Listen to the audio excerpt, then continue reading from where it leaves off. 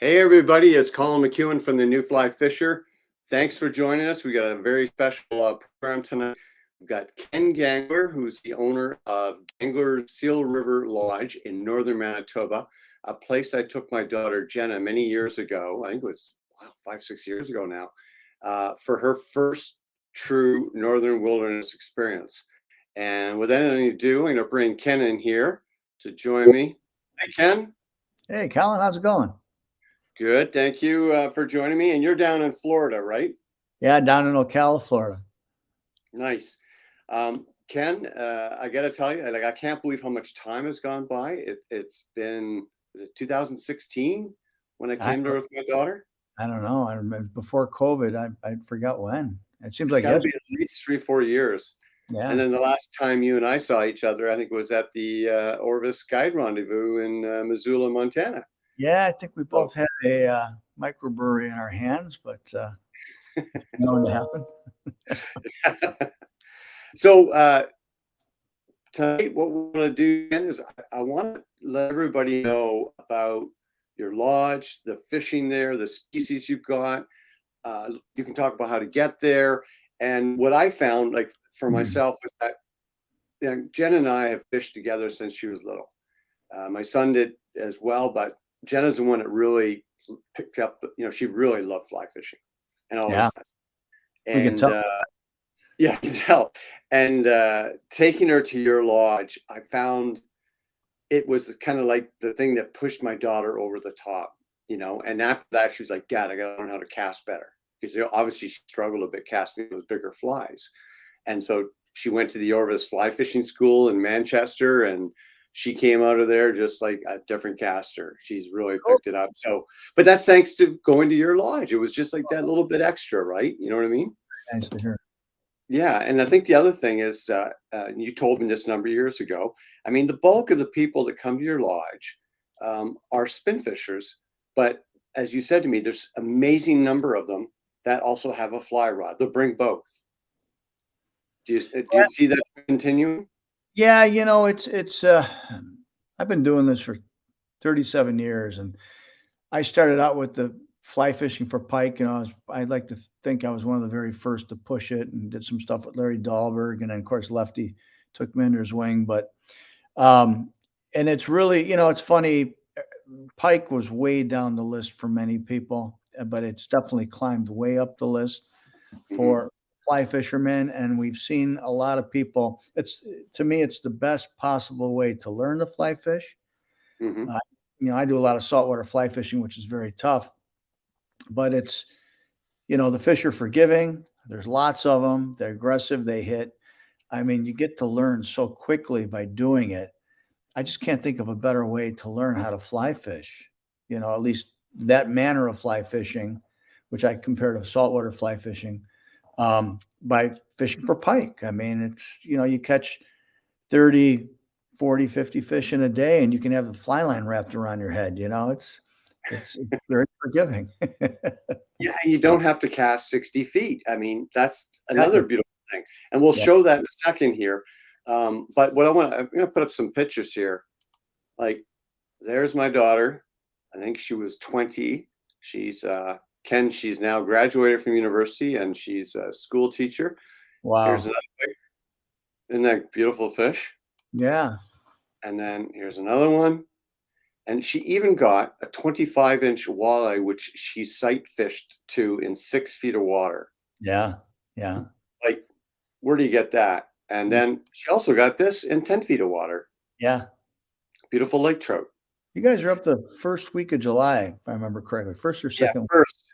Yeah, so the pike were in the shallow still, and they were hunting suckers, and we'll talk about that in a second. But we're going to get into a whole bunch of stuff, and I welcome questions from everybody that's watching. And just so Ken, I mean, the way this is going to work, I mean, a lot of people are going to watch this tomorrow or later tonight. We find a lot of people from Europe like to watch these as well tomorrow, and then over Mhm. the next few days, they're going to be watching them. So everybody, if you've got questions, put them out, and we'll get to them as soon as we can. But first, I think the best thing is, Ken, why don't we do a little video and let us show everybody a little bit about the pike fishing, like what you've got to offer there, And I'm going to let Jenna take charge here. Very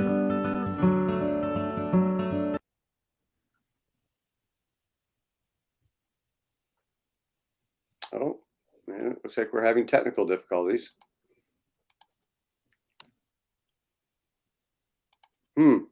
wouldn't be a podcast without technical difficulties. Well, let me just do something.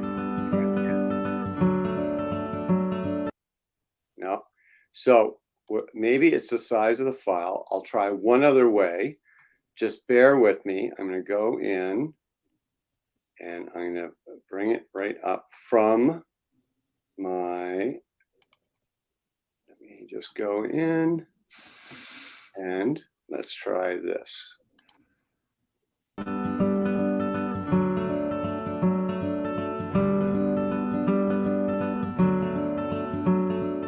Since I was a little girl, my father and I have loved fishing together.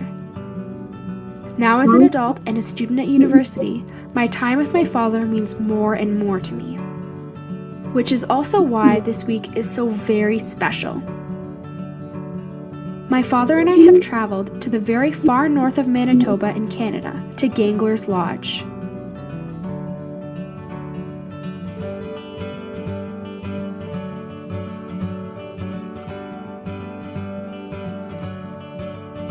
This 5-star luxury lodge is hundreds of miles from any roads and only accessible by plane. Gangler's is situated on over 7,000 square miles of pristine wilderness and waterways. This fishery is nothing short of epic, with trophy northern pike, walleye, lake trout,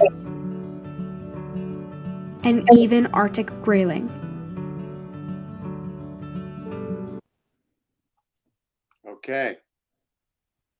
So, see if we can get this, get you back and see if I just have to go back to this. All right. Sorry, we have a little technical difficulty there, everyone. The size of the files, and I'm trying to give you the best quality. Ken, there's so much in that video that Jenna talked about there. First, where you are in northern Manitoba. How far north are you?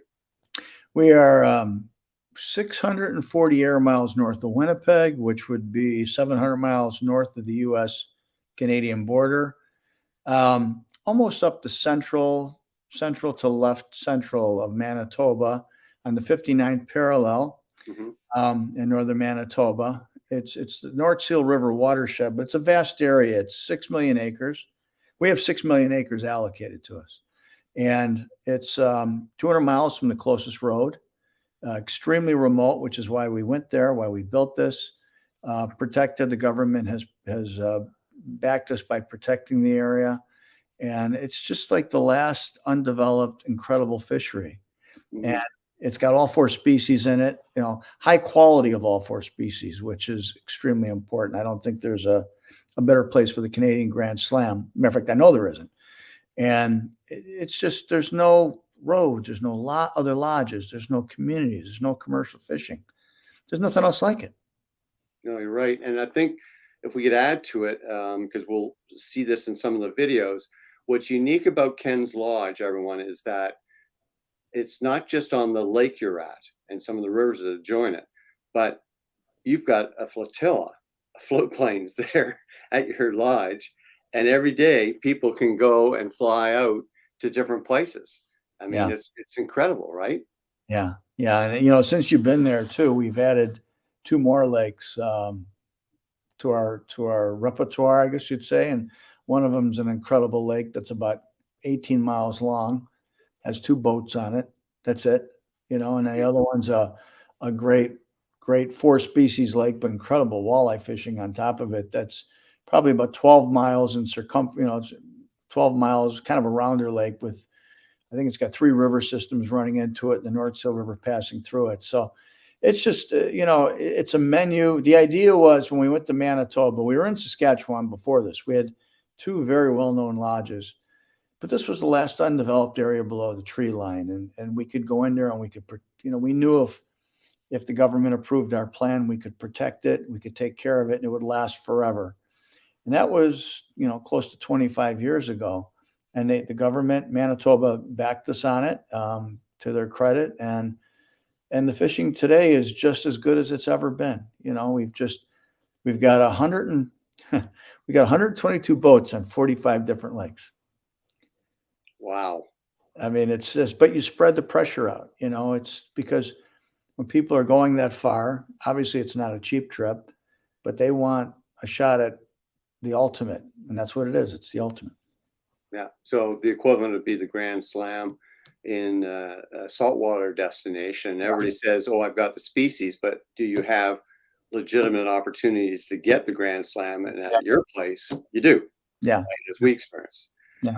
So probably the best thing, what I'm going to do, I'm going to go to another video here, Ken, and with any luck, it's actually going to play. And if it doesn't, we'll come back right away and I'll play it straight off my computer. So hang tight. We'll give Boarded it a a try. float plane and headed to a lake with a good population of walleye and pike. We spent the first part of the day casting flies in 3 to 5 feet of water and caught well over 100 walleye.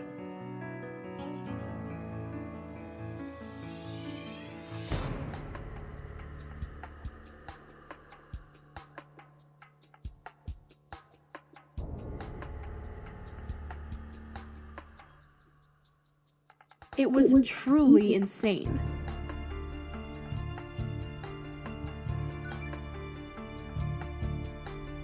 But then my father suggested we change things up and try some topwater flies to see if we could find some pike near the weed edges.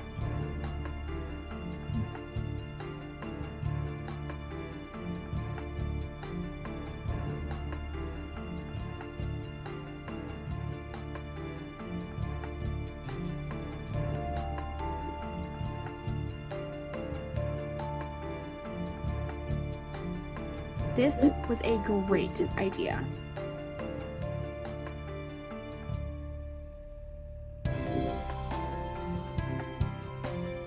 So I hooked a pike on a popper and we were just slow retrieve right along the water line there and came up and took it. He was fighting me pretty hard and tried to get back into the reeds, but it's important you keep them out of the reeds because that's where you're going to lose your fly and the fish.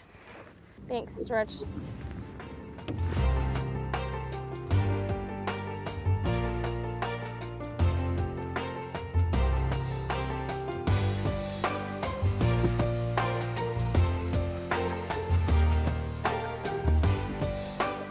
Well, our first day has come to an end, and it was fantastic. Tomorrow we are heading to another lake that is famous for shallow water pike fishing.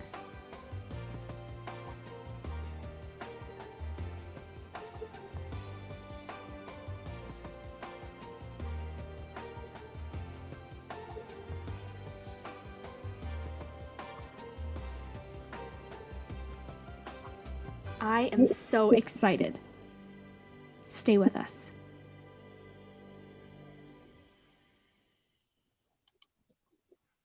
Well, Ken, that was a good start and taste of what can be expected there. So I got to tell everyone, we went there originally to do one show, and the fishing was so spectacular over the 5 days we were there. We made 2 shows, and we got 2 perspectives. I had Jenna do her perspective on her first experience, and then I did my perspective, and I'm watching my daughter learn how to cast for pike and the top water and the walleye and the lake trout and everything else. You must get a lot of people that come to the lodge, like whether it's a mother and son or, families, best friends. In fact, I remember there was 2 gents that one was a dentist from Pennsylvania and he brought his best friend up there, and he'd never been up there, and he was in like 7th heaven. Yeah. So you must get a lot of those, don't you?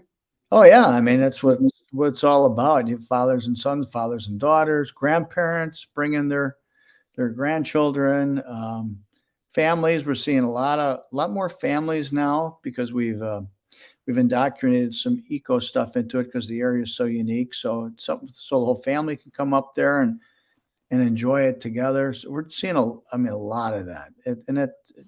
that's what it's all about. It's an experience. Yeah, it is a lot of fun. And everybody, just so you know, there was no exaggeration about the number of walleye we caught.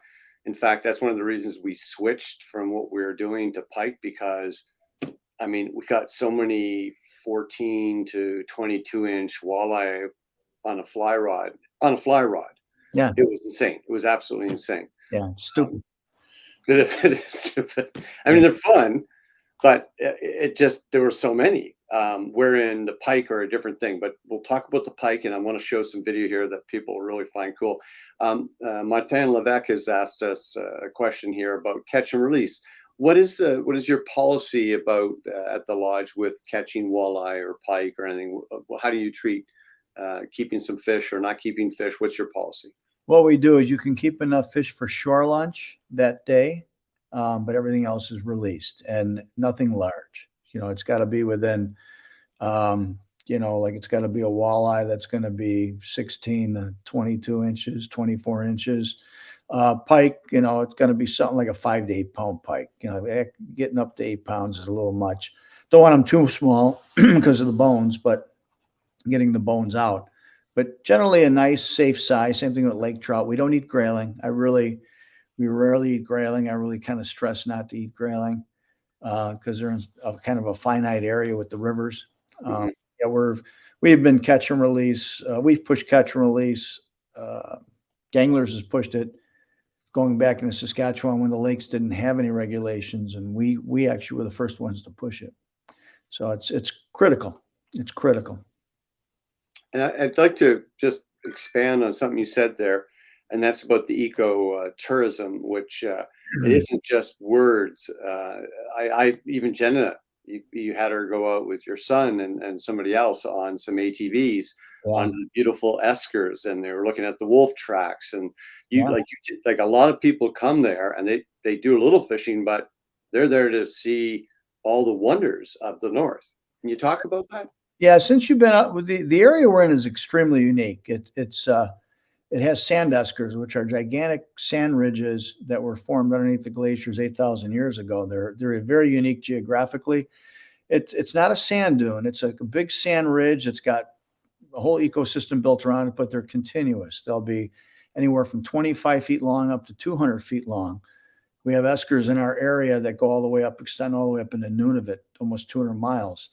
They're a major part of the habitat. They define the habitat. This is where the caribou have migrated up and down for 8,000 years. And of course, there's a lot of First Nations history because they would go up and down following the caribou and hunting them. So we've taken all this and evolved it. And I actually, since you've been up there, I have 2 biologists on staff. And what we do is we have these tours together, and we getting a lot of families and couples where they might want to break off and do a little tour during the day, or it Mhm. gives them options to do where if you have someone with you on the trip who's not a totally diehard fisher person, they have, and it's really cool stuff. I mean, I actually now sell about 160 eco trips a year. And believe me, I'm a diehard fisherman. I saw 100, between the Northern Lights and the tours we've set up, that's how it's evolved, the interest in the place. So it's really, really, really cool. And it's neat because like we had a guy last year, I'll never forget it. He was up there and he's a fisherman and he's like, I love this. He says, I can bring my wife up here and we can break off for an afternoon and do this. And this is so cool, but we want people to experience the whole area. The area is very unique. It's not something every fishing lodge can do. We're just fortunate that we built it in this area that's geographically so unique and got all this history, and combined it. So it's a great fishery, and it's got all this other stuff going for it, and it just makes for a cool trip. Well, and certainly I know you've got a lot of different types of wildlife around there, and a birder would lose their mind because you're going to see species you never see, right? Yeah, there's been a number of censuses done up there. We have, of course, wolves. Wolves are up there. I think last year we had a mother with her pups who had a den close to the to lodge. She literally would come out almost every night, and the people could view her with her pups. Really cool. Yeah, it's pretty wild.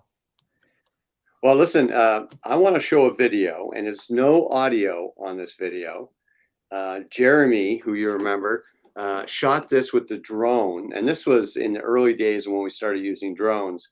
And I remember when we came back to the lodge and he started playing the drone footage. And it's interesting, just as a side note, some of the slow motion pike strikes everyone's watching here.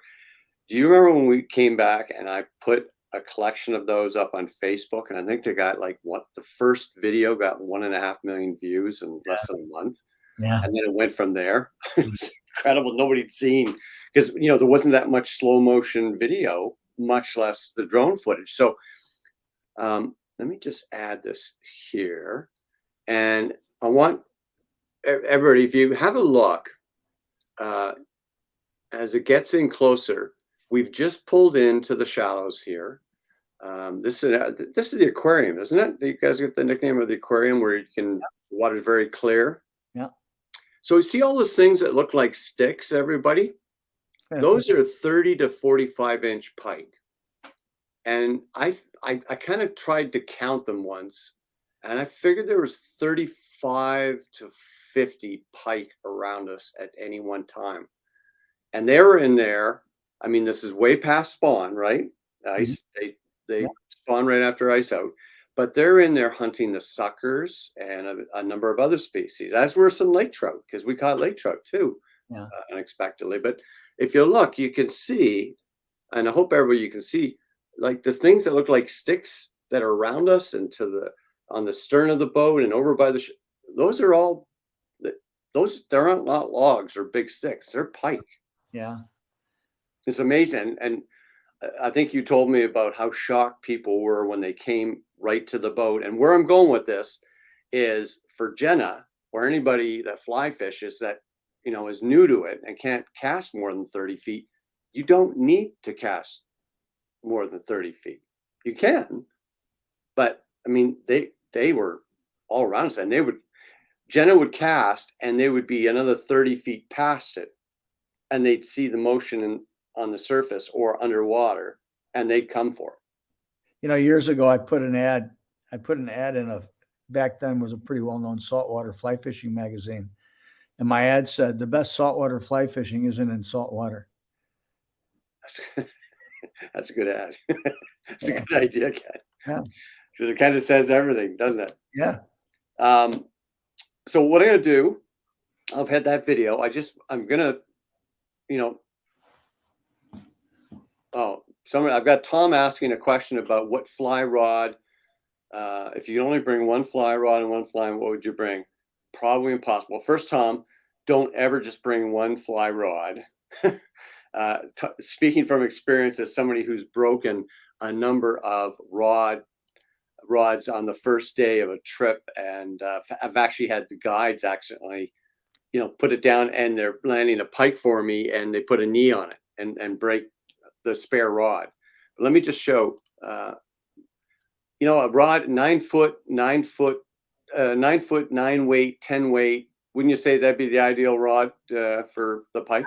I like a 9 weight. I don't like, I feel a 10 is a little bit overkill. Last year I actually brought some 10s up and played with them. And it's just that little bit of heaviness, I think, is too much. A 9 weight's good. You can go 8, 9, but the 9 is good because you can really tackle any sort of wind condition with the 9, and you're going to be able to present the fly.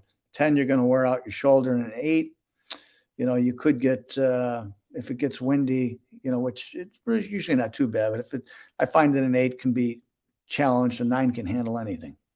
Yeah. So a 9 weight's really ideal.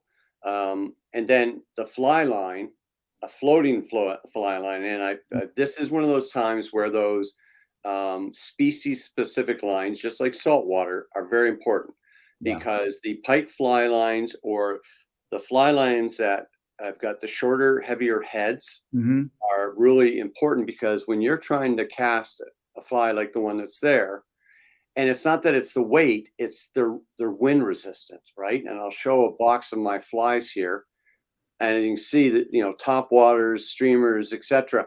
I mean, you got to be able to turn those flies over, and as you said, the wind can really come in, and yet the action is going to be on, even top water in the wind. It doesn't matter; they see it. So, but you got to turn that fly over. So a floating line with a pike taper or a short, heavy taper. And there's lots of good companies out there, Scientific Anglers, Rio, Orbis, whatever. Yeah. What would be the next line you'd recommend they bring for the pike and the lake trout? Well, for the pike and lake trout, you're going to want you can go an intermediate or you can go to a sink tip. I would have to say, in the past, I used to lean more intermediate, but now I'll go more to sink tip because what you run into, what time I'll never forget it, we had these fishermen up and it was later July. Pike were still shallow, but then we had this like really hot spell come in with, cloudless skies. And literally within 3 days, it took those pike and it pushed them into they were kind of flirting with the weed beds, but then it pushed them down to the edges of the weed beds around 4, 5, 6, 7 feet of water. And you could easily catch them, but you needed that sink tip to drop that fly at the edge of the weed line. And I mean, it was clear enough to see, but you wanted to drop it down that edge of that weed line with that sink tip so you could get to them. If you did a floating, you weren't going to get to them. So a floating and a good sink tip. I know Rio's got a 15-foot sink tip, which I think could, you could handle pike and you could handle lake trout with that. Okay, good recommendation. So I'm going to play another video for everyone. And this one, well, it'll speak for itself.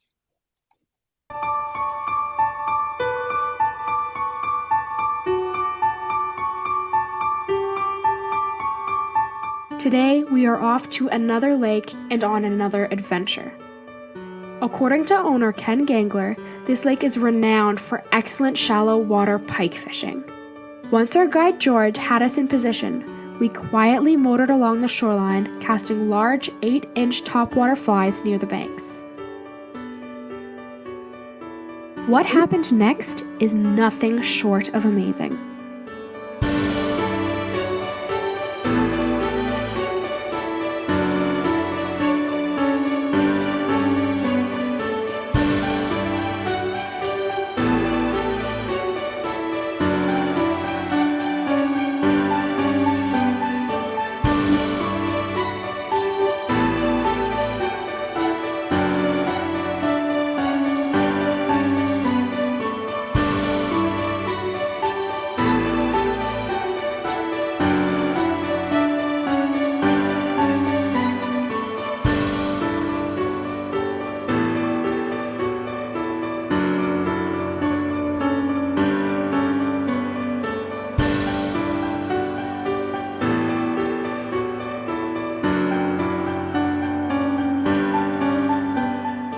Ken Gangler had told me they had excellent fly fishing.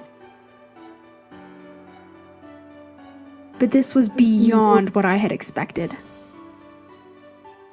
There's fly fishing and there's fishing streamers and bunny bugs, which is awesome. You see the fish come at it, but there's nothing more exciting than sitting there and working a popper or a mouse on the surface and all of a sudden have the water absolutely explode on you. And not only once, but several times. I mean, I love it when the cabbage beds come up particularly and those fish will come vertical out of 8 feet of water with that thing in its mouth. There's nothing that is more exciting or gets you going, gets the blood pumping, like a pike hitting topwater.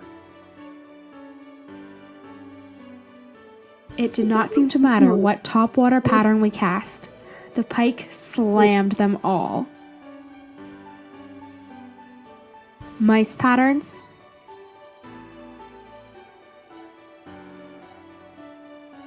poppers,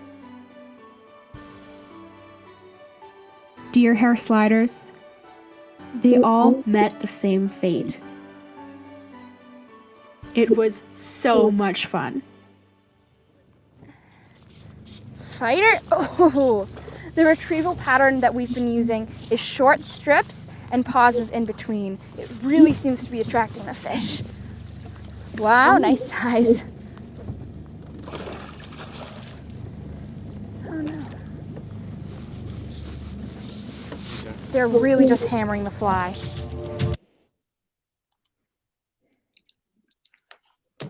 Ken, that is why people who haven't fly fished for pike have to try fly fishing for pike, because it's so exciting. And as Jenna learned, not only is it visually exciting, but they're really strong. Like they're really strong. Oh yeah. Yeah. Because it took cold water, the food they eat. I mean, everything's perfect, right? Yeah.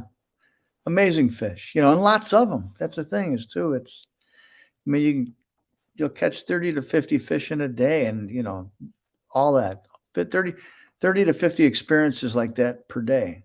Where else can you do that? Amazing. Yeah. So why don't we talk about that? One of the things everybody should know, if you're not from Manitoba, you need to know that it's barbless, right? Yeah. And that's one of the things I found was really good. As you saw, that one fly just popped right out of the pike's mouth because we're trying not to hurt them. And I don't mind telling you that there were times when Jen and we caught so many pike. What we did was we actually took the pliers and bent the hook up into the fly so it wouldn't hook them. And we were having just as much fun, and they would actually hang on to the fly without the hook pricking them. And they'd come right to the boat, and then they let go. And it was like so easy. So anybody that goes there, and then this is where you're saying like 30, 40 pike, it's just like, it's perfect. Yeah. Yeah. And there's a saltwater guy right there, Jim Barr. Hey, Jim. And hopefully you'll get to Ganglers because I think, it's a very special experience coming to your lodge. And that's why I was really excited you would come on the program tonight and talk about this because, there's a lot of places that have pike fishing, but very few of them have like the as you said, the grand slam of dry fly fishing for the Arctic grilling, throwing streamers for the lake trout. I mean, you've got, and then the walleye we already talked about. There's so many. So why don't we, if you don't mind, why don't we talk about the flies? I got some photos up here. I'm going to show my flies, and then I want to hear what your opinion is on flies you would bring. So I've kind of already showed the box, and this is one of my fly boxes that I bring. And I'll tell you, over the years, I've kind of changed my favorites that seem to work everywhere, Ken. This is one that seems to work everywhere, and that's the Clouser minnow. Bob, 6 inches. Bob's coming up again this year. It'll be his third trip. Really, Bob Clouser. Yeah. And so chartreuse and white works, red and white works, orange and black works. Any other colors you like? Pure black. Pure black. Right. Now, the one thing that I really like when I tie, and sometimes I get some argument on this, but when I tie, I use a lot of crystal hair Flashaboo. I use a lot of it and dress it into the flies. And something that I'm going to name drop Lefty a lot, simply because I'm fortunate to have Lefty up by us for so long and a dear friend. But he taught me a lot. And one of the things he taught me, a real simple trick, was when you do Flashaboo and crystal hair, you trim it, but you stagger it. You stagger it in different cuts, different lengths. And what that does is that fly, because a lot of times, sometimes you're teasing the pike and you're letting that fly sit there and kind of float, neutral buoyancy, they call it, and turn in the sun. And if you got to cut at different lengths, you're going to get a lot more shine off it in different, as it's turning, instead of it being cut all the same thing. The sun, as the sun hits it with the different cuts and all, you're going to get a lot more shine and flash out of it. So I think that's very, very important when tying a fly for pike. Well, would this fly qualify for that? This is a Murdich minnow, and you see the different lengths. Awesome flies. Yeah, and one thing I've got to point out to everyone: this fly, which is about inches, weighs nothing. It's easy to cast. Yeah. And I'm showing this in opposition to this, which is, the bunny leeches. Everybody likes them, but they're like casting a wet sock in the sizes you need. Red and white, of course, works. Black, purple, but they're really, all these artificial materials from the saltwater world, they've just changed the game. And this Murdich minnow, the clouds are all, they don't hold the water. They shed it, and then, like you said, trimming it the different colors, and as you see how this was been done. And what's unique about this one, on the shank of the hook, I don't know if you've done it, but somebody that tied them for me, and then I've started doing it, a guy by the name of Steve down in Kitchener, Ontario, is he puts a rattle on them, the bass rattles. Okay. Yeah. He ties them on the shank and then puts everything on top of it. But that little bit of noise, if you've got a little bit of a color in the water, Yeah. Just helps those pike track in on that fly a lot more. Yeah. Let me show you some top waters. So these are a couple patterns that I like. They're done by Brad Bowen for muskie, and this is called the Thunder Chicken. And this is a big chunk of foam here, as you can see on the head, and they're great flies. They really work, but you know, Ken, they're just not fun to cast. They're just not fun to cast all day. They're like Whereas casting this, a box. yeah, well, and this is my top fly pattern now. This one is actually invented by a gentleman by the name of Stu Thompson from Manitoba. It's called the weedless slider, and it's deer hair, and you can use different materials for the tail. But that's the one you saw in a lot of this video, and you'll see this actual pattern again. Is there some topwater flies you like? I do more. I honestly, I use the regular poppers and all that stuff. I'll use a lot of the stuff that you have there. Yeah, like the ones here in the box. Yeah, yeah. Particularly with the deer hair on the head and all that, just enough to get like scutter motion out of it. Not necessarily a pure popper, but like a scutter motion out of it, and just pop it. Kind of scoot it across the water and doing that little surge, and that gets those pike going. And they're easy to cast too. Yeah. I got a text while we were talking. I've got it wrong. It's not weedless. It's Weedman's slider that Stu Thompson invented. So if you look, we actually have got that tied, and it's in Stu Thompson's book. You can cast that fly, even though it's 8 inches long, on a 6-weight rod. It weighs nothing, and it's very durable, which is one of the things I find with the foam. I like using it, but it doesn't hold up very well to those teeth. And I think you just hit on a key thing, durable, because when you're fishing up by us, you're going to get into a lot of fish. It's why like when I tie a bunny bug, I like the bunny bug, but I don't put a very elaborate head on it, very simple head on it. So it's really more of a strip of rabbit with magnum strip with the flashaboo, but they hold up. A fly that I love, the dragon tails, but they hold a lot of water. They're beautiful in the water. They hold a lot of water, hard to cast, and pike will just shred them. But if you're catching so many fish during the day, you don't want to, be taking off too much. And sometimes taking the fly on and off can be a pain. You want a fly that's going to last. I totally agree with you. Here's one that'll last, but I love this big. It's not even a mouse. This is more like a rat.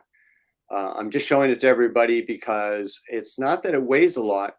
But it's like a tennis ball. It's very wind resistant. And if that wind's blowing, you want to be casting that 30, 40 feet against the weed bank or on top of the weeds, as you said, later in the summer when the cabbage comes up. Yeah. That's not fun to cast all day. No, right? No. So good advice. Yeah, great advice. So what I'm going to do, I'm going to play another video at this juncture, Ken, and then we're going to come back and talk a little more about how to get to your place, what to bring, and things like that. But this video, which I cut from the show we did, I call it Killathon. Pike Killathon is the best way to put it. Because Jenna just had a day that was like something a rock star would dream.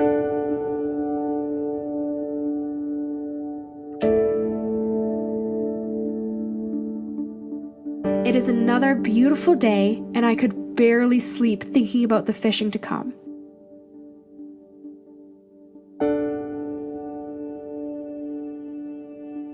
Today, Ken Gangler has sent us to a wonderful lake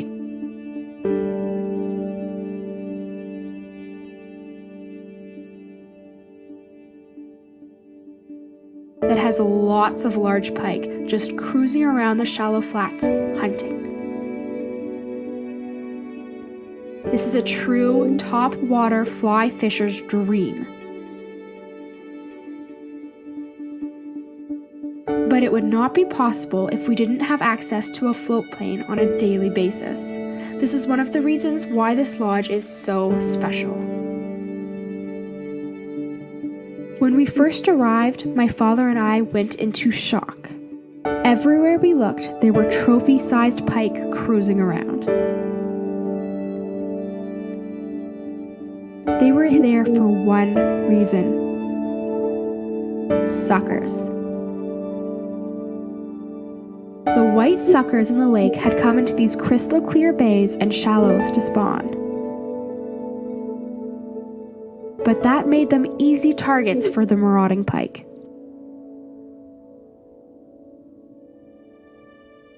After our initial shock of seeing so many trophy pike in clear water, it didn't take long for us to get down to business casting topwater flies.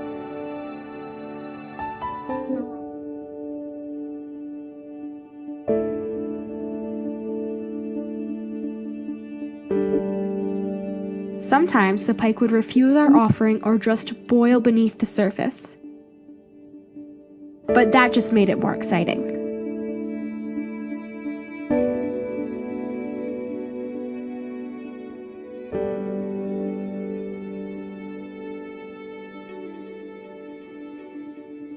I had a little buck fever,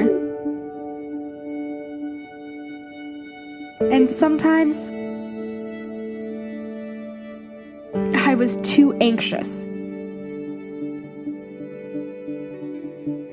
and pulled the fly away at the wrong moment.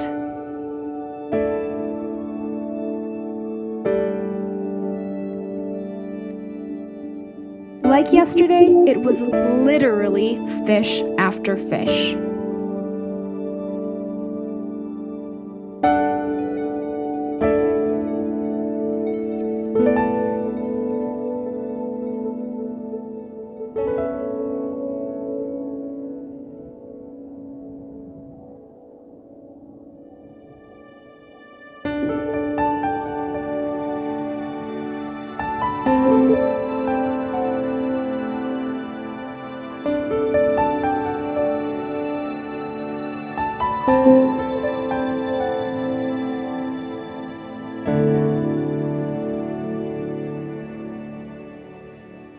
Got him.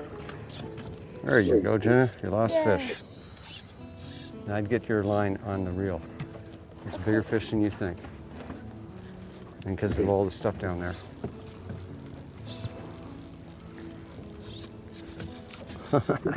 Last fish of the trip. Excellent. Whoa.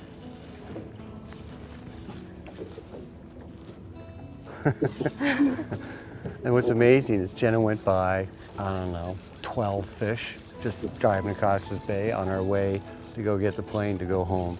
It's the end of our trip. Had a great time, but Jenna just said, I want one more fish. And so she's been casting to a few of them. Oh, A few of them that kind of one. looked, and then she got this one. There we go. Oh, excellent. All right, Jenna. Just as the plane is coming in. Sadly, the float plane arrives, which signals the end of our day and also our time here at Gangler's Lodge. We had so much fun sharing time together in the evenings and, of course, on the water. I cannot emphasize enough how important it is for family to fish together, especially at a wonderful place like this.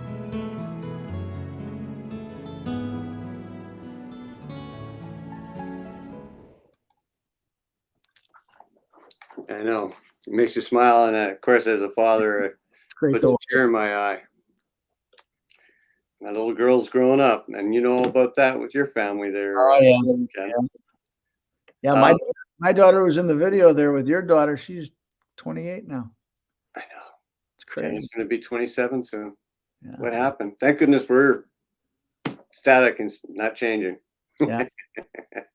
So I think the thing that made me smile the most was the buck fever that Jenna had at numerous times when those giant pike would come up, and some of them would come in really fast, but some would come up and it's just like casual eat, like, and they do this to ducklings, muskrats, all types of things that are on the surface. So, and she pulled that fly right out of its mouth. That was just one of a number of shots we got in slow motion where a big pike came up, ate, and she's like, oh, and she just yanked that fly right out. Freaked her out. Yeah.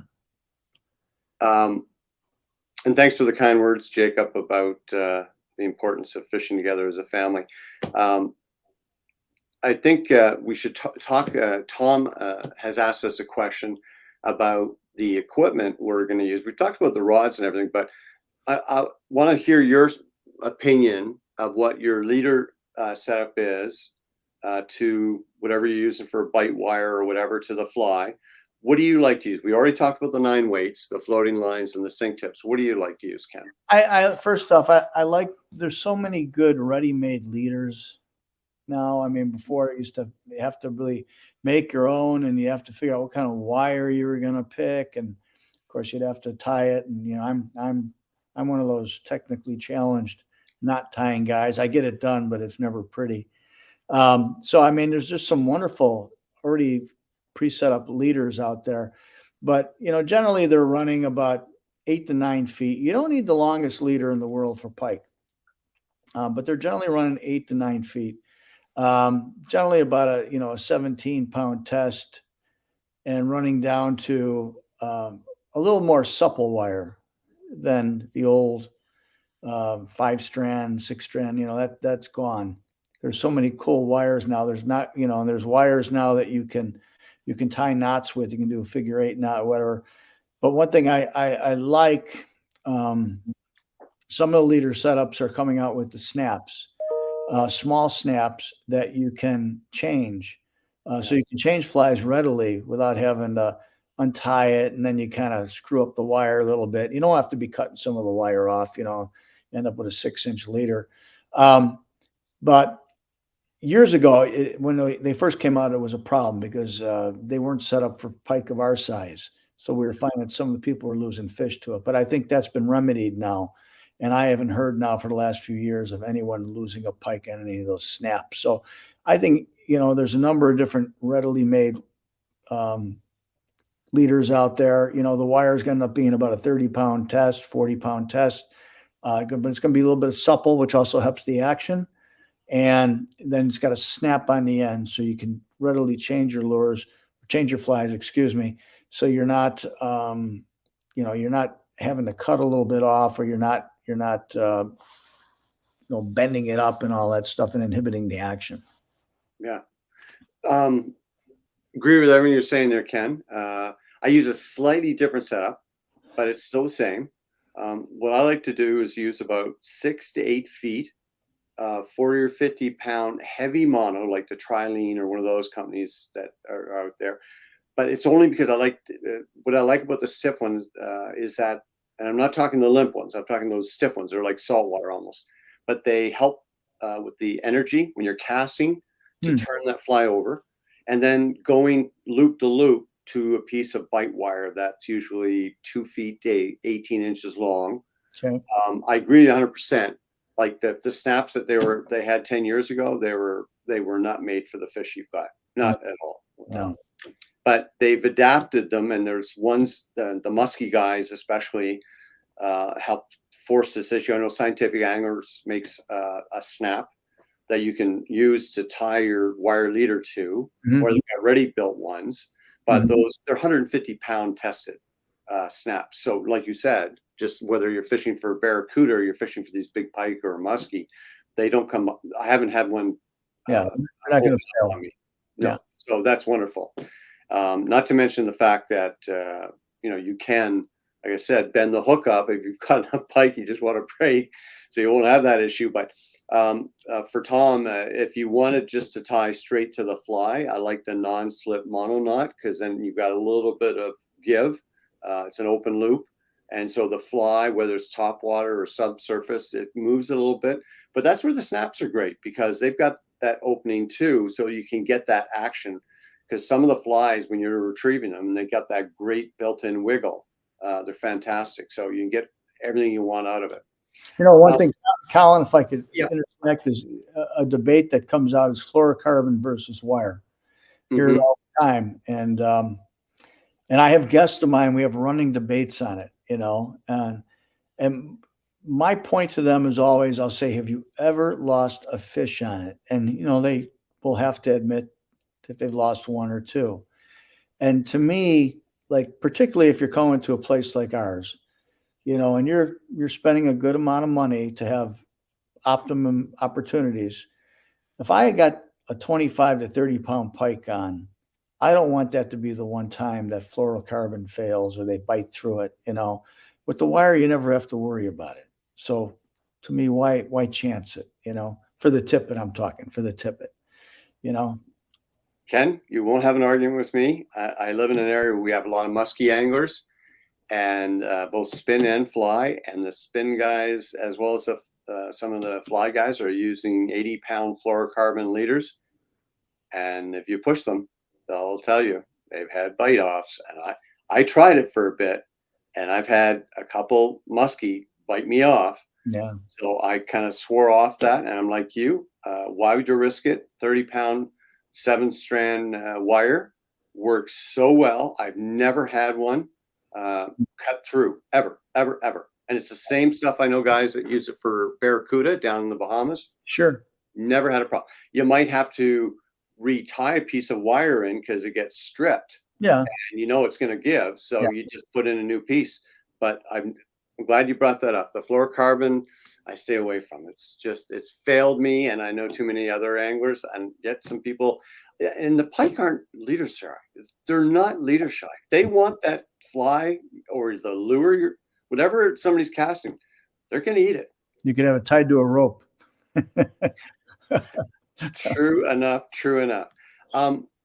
Just quickly, we've talked about where you are, about ecotourism, and we've talked about the fact you've got float planes, you got like so much water, it's insane, right? I mean, you've got more water than some U.S. states have got, Yeah.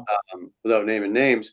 But I think the thing is, if I were wanting to book a trip, first of all, what are the considerations that they should think about in terms of the travel, getting there from the States or Canada or wherever they are in the world? What's a trip kind of looking like, and how many travel days? Can you explain that? Well, what we have two different trips. We have main lodge trips and we have outpost trips, which are outpost trips on other lakes, designed more. All the camps are very modern, but designed for more do-it-yourself fishermen. The outpost trips generally run about 7 days. At the main lodge, we stagger the schedules. What we'll do, we have a 3, 4, 5, and 7 day trips now to accommodate fishermen. Very easy logistically. We have our own runway, which is key. And that runway is over a mile long, inspected every year. Plus it's got it's actual instrument approach on each end, which costs a lot of money, but kind of guarantees that you're going to get in.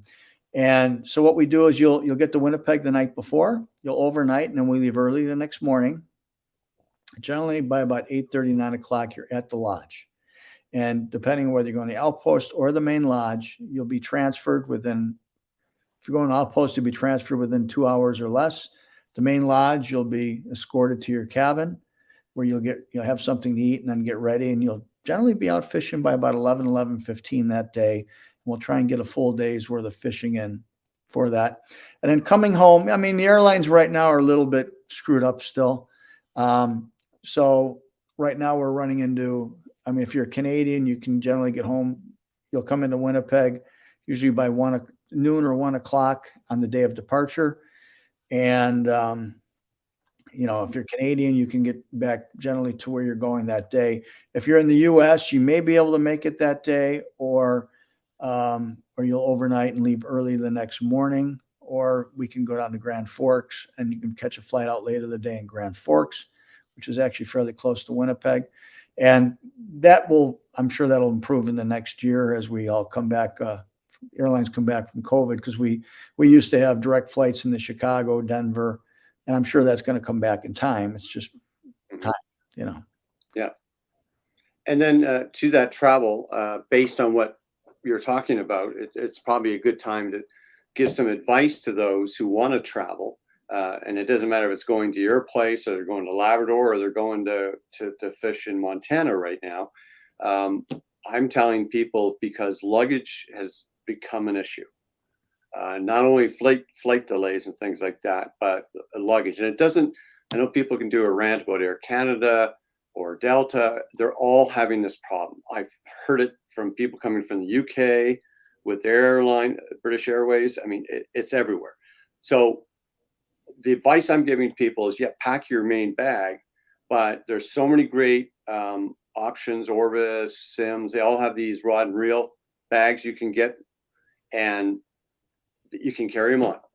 They'll check them, but you probably got one there, right, Ken? But I'm telling everybody, get one of those bags, put your your fly reels, your rods. Yep, there you go. I'm getting ready for my permit trip. Okay, there you go. So I take that, and I also take an overnight bag. Yeah. With just enough underwear, socks, blah blah blah blah, raincoat, just so that if I get there, you don't need waders and wading boots, but you should have rain gear Yeah. and pants Yeah. because you never know what the weather's going to be. But that way, even if your gear is going to come in later because it's been lost or it's been misplaced, you can fish. You can get through a few days, with the stuff you got and some toiletries. And Yep. you've also, I'm sure, got some backup stuff there because of the things that are happening, right, Ken? Yeah, we have a full lineup of rods and reels and all that, conventional and fly, that Mhm. we let people borrow regardless, and a little bit extra clothes, rain suits. I mean, we always make sure that someone is taken care of in case of an issue.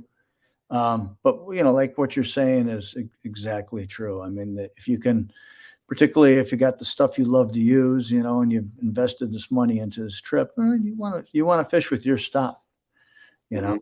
and so no, everything you've just said is right on the dollar. Okay, good. Thanks. I appreciate you reinforcing what I'm learning. And we do this with the show. I mean, we've had problems as well. And the cameraman, everybody, we're keeping certain things close at Sure. hand. Yeah.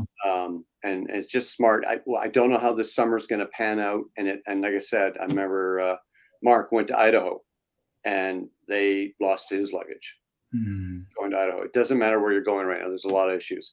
And I'm sure there's some people who are going to watch that have got lots of rants about it. But in terms of things to bring, what do you recommend, whether they're fly fishers, spin fishers?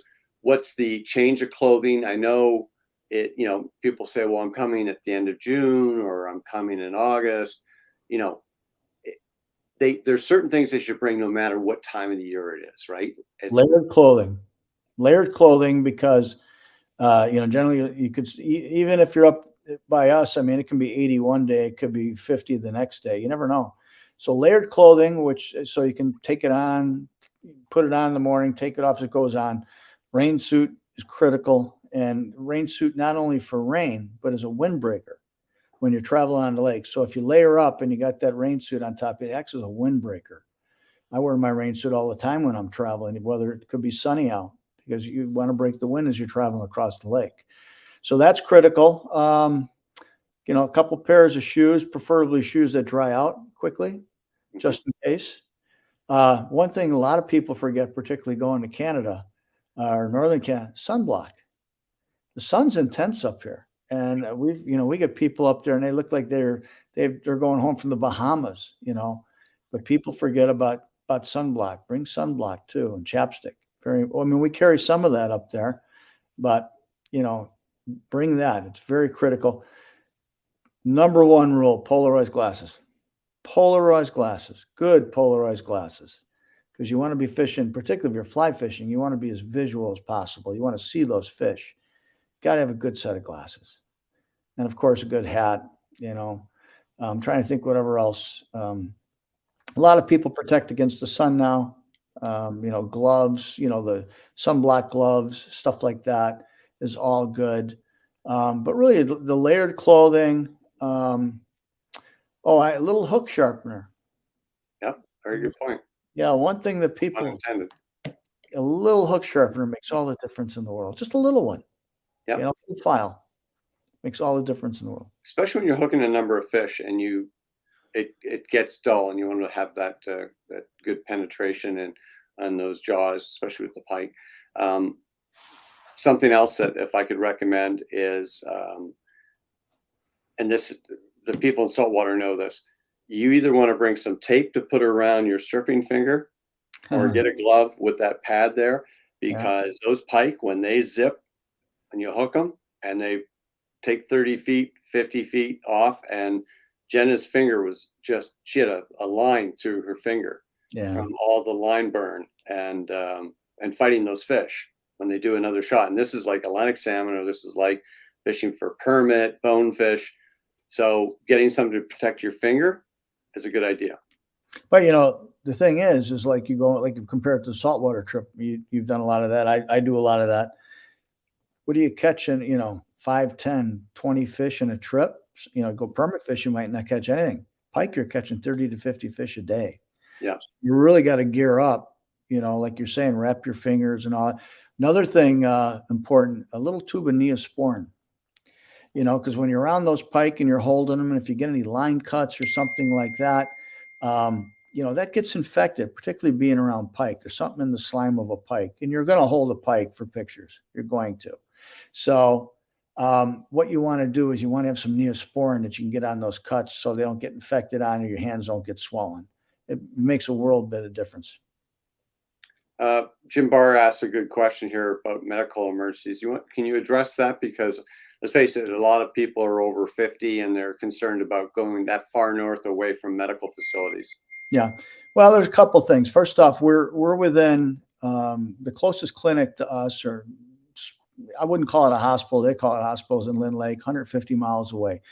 As you pointed out earlier, we have airplanes there. We have airplanes on site. So if we got to zip somebody down, and we've had to do it, we will zip them down to Lynn Lake. I wish my family would quit texting when I'm doing a live TV show here, but gotta love family. So we can zip you down there. We can zip you down to Thompson. We have the runway too. So even if the weather goes out, we can get an airplane in to get you out. One thing is, Global Rescue medical evacuation insurance. It's really not that expensive. And I'm going to tell you something. I've been doing this as long as anybody. I'm doing this 37 years. Just in the last couple of years, I had a couple of incidents, at the lodge. One was an elderly lady. And there are other companies out there, without naming names, I wouldn't give you a rat's ass for them. Global Rescue this year, I had Global Rescue in there, and I got to do a little bit of talking. I get them on the phone, explain the situation, but they live up to what they do. And they came in, they got that lady out, they got her down, took care of her, evaluated her. And so I think Global Rescue for the year cost you $140. And if you're going into any kind of, extreme locale, you got to have it, or any kind of remote place. You should have it. That's very good advice. And the I key don't make anything off that, by the way. I don't make anything. No, I know you don't. And hey, people can go get it themselves. But it's funny. Last summer, I was in Labrador with somebody, and they caught COVID, and we had to air medevac them because they got so sick, they actually stopped breathing.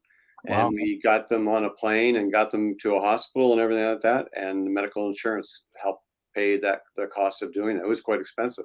Yeah. So that's great advice. Great advice. I know you've got probably the basic medical stuff there for cuts and boo-boos and all that stuff. But what we're talking about and Jim's talking about, if you have a serious problem and you got to get down to Thompson or wherever it's going to be seen by proper doctors and everything else, Global Rescue is a good company. I've certainly I've talked to them. I've met many people. What's his name there? Klug. He had an incident. Yeah, Jim Klug. Got a hook in his eye. Head of yellow dog. Yeah. And he was out in the middle of nowhere. And for people who don't know who he is, he owns Yellow Dog, and he's a big supporter of them. So great advice. That's a great way to end this, Ken. So not that anything's going to happen, but just the what if. You got to do the what if. It's just like everything we do in life. And as we get wiser and older, we think about these things.